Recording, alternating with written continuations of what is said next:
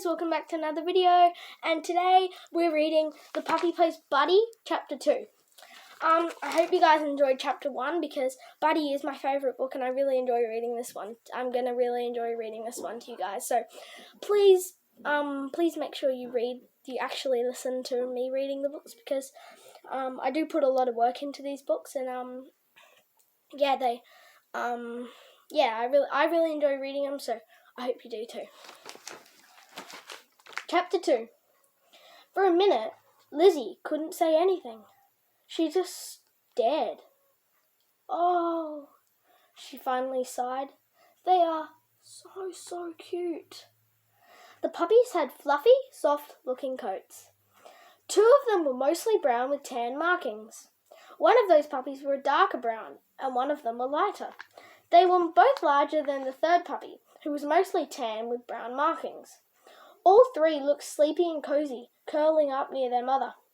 One of them yawned as Lizzie was watching, and she could see its curly pink tongue. Another one got up and tottered away from its mother on unsteady legs. Its tiny tail stuck straight up in the air. Lizzie knew her brother Charles would love these puppies. The 2 bigger ones are girls, and the little tan one is a boy. See the heart on his chest? See the little heart on his chest right there, guys? So cute, right? Just then, the tan pup climbed over one of his sisters, and then Lizzie spotted the white marking Miss Dobbins was talking about. They look like they might be part German Shepherd, or maybe Chow. Lizzie had a Dog Breeds of the World poster in her room at home. She loved to study it and learn about every kind of dog. Usually she could tell right away what breed of dog she was looking at, but Skipper and her puppies looked like they were a mix of breeds. All American dogs, her dad called them. Mutts, her dad always said. He said mixed breed dogs were the best. Miss Dobbins agreed. She had told Lizzie that mutts often combined the best things about each breed, creating a new kind of dog that was good-looking, healthy and strong. For example, if a dog's father was a Labrador Retriever and its mother was a Collie, you might get a puppy that was great with kids and liked to fetch balls, like a Lab, and was also loyal and had a soft, silky coat, like a Collie. We haven't quite figured out what mix these puppies are. They may have some Golden Retriever in them too. They're so friendly and sweet. What are their names? Miss Dobbins shrugged. It's been so crazy around here. I haven't had a chance to name the puppies. Julie named the mother Skipper, but we figured that whoever adopts the pups should get to name them. Lizzie liked Julie. She was a senior in high school who worked at the shelter. Lizzie thought that Julie was the coolest. She seemed to know everything about dogs and cats. Plus, she was always coming up with great ideas for making the shelter work better, like the colour-coded whiteboard. Lizzie stared towards Skipper's family. The puppies were making soft whimpering and snuffling noises as they pushed towards their mother, getting ready to nurse. How old are they? They asked. We think they're 4 or 5 weeks old, said Miss Dobbins. They have their eyes open, and they can even walk and run around a bit. So they aren't too young, but they still need their mother. They're just about ready to start eating solid food, but they're not quite ready to be on their own. So that means Lizzie was just beginning to figure it out. Miss Dobbins nodded. I think you get the picture. Whoever fosters Skipper takes the puppies too, the whole litter. It's a package deal, and not one that everyone is ready for. It's a lot of responsibility. I know, Lizzie said. Charles and I have taken care of lots of puppies. 1 puppy at a time is plenty. 3 puppies and a mum? Wow. Not only that, said Miss Dobbins, but there's a time commitment too. If someone takes these puppies, they're going to have to keep them until they're old enough to go to their real homes. Like, until they're 8 weeks old? Lizzie asked. She had learnt a lot about puppies. That's right, said Miss Dobbins. Lizzie nodded. It wouldn't be easy to talk her mum into fostering Skipper and the puppies, but especially for 3 or 4 whole weeks.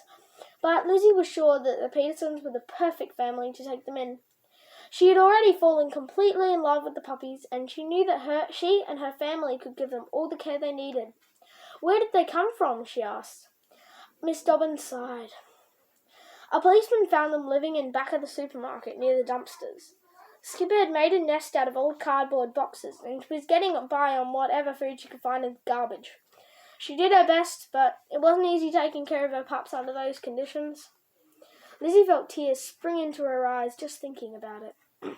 That's so sad, she said. She hated to imagine how a sweet dog like Skipper could have ended up living in a parking lot.